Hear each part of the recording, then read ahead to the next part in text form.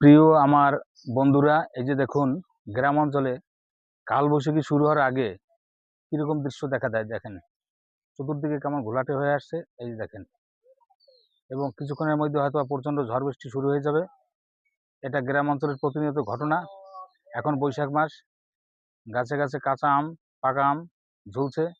এখন এই ঝড় বৃষ্টি শুরু হয়ে গেলে এই আমগুলো গাছ থেকে পড়বে এবং আম কুড়ানোর ধুম লেগে যাবে এই গ্রাম অঞ্চলে। এই যে দেখুন, কালবৈশাখী শুরু হওয়ার আগে গ্রামের কত সুন্দর একটা অদ্ভুত দৃশ্য। এটা না দেখলে কেউ বিশ্বাস করবে না। দেখুন, দেখছেন? যারা ধান লেড়েছিল বিভিন্ন জায়গায়, এই যে দেখেন, এটা ধান লেড়েছিল, এই যে ধানগুলো তারা গুছোচ্ছে যাতে না ভিজে যায়।